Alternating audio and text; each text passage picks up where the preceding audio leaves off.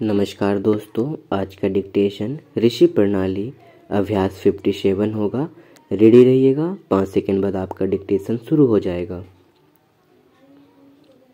Ready start.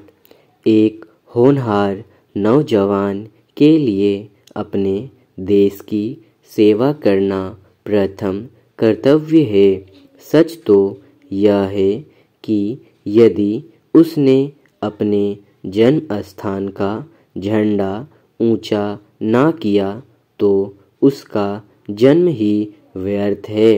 ऐसा कार्य करने में चाहे सारी जायदाद या जीविका जाती रहे, पर दृढ़ता को ना छोड़ना चाहिए।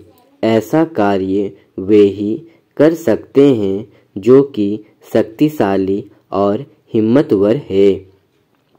किसी दुष्ट आत्मा को केवल प्रणाम या दंडवत करने या उसके सामने थर थर कांपने से काम नहीं चलता।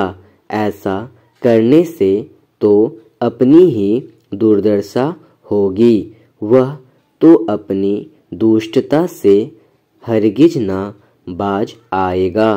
उसके साथ दृढ़ता और कठोरता का व्यवहार होना चाहिए। छापे खाने में समाचार पत्र पर तथा इश्तिहार आदि सभी चीज़ें छपती है। समाचार पत्रों में खबर भेजने वाले को संवाददाता कहते हैं।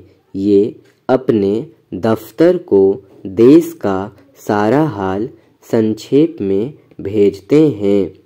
किसी भी दृष्टिकोण से देखिए, भारत के लिए एक ऐसे स्वयंसेवक दल की बड़ी आवश्यकता है जो कि चुपचाप परंतु दृढ़ता के साथ प्रायः प्रातः काल से लेकर शयन काल तक उसकी सेवा में तत्पर रहे, चुपके ना बैठे। यह गाँवों में पंचायत कायम करा सकते हैं। उनके फसलों को झुंड के झुंड घूमते हुए जीव जंतु से रक्षा कर सकते हैं तथा उनको नाचरंग आदि बुरी आदतों से बचा सकते हैं। ये लोग बड़ी कड़ी तबीयत के होते हैं। आफत का सामना करने से जरा भी नहीं डगमगाते, बड़ी तत्परता से तत्काल ही उसका सामना करते हैं। ये किसी का तिरस्कार नहीं करते, बल्कि नम्रतापूर्वक नमस्कार करके ही बातें करते हैं।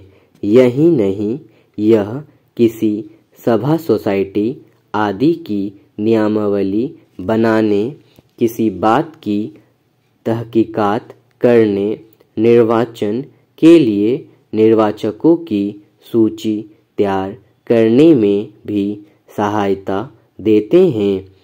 वंदे मातरम गान हमारा जातीय गान है। इसे सर्वव्यापी बनाना हमारा कर्तव्य है। इसको प्रचलित करने में चाहे जो कठिनाइयाँ उठानी पड़े, सबको खुशी खुशी झेलना चाहिए। यह किसी के लिए भी बिल्कुल ही अस्वाभाविक होगा कि वह इस गाने में सम्मिलित ना हो। इसको स्वरक्षित रखने में ही हमारी भलाई है। स्टॉप।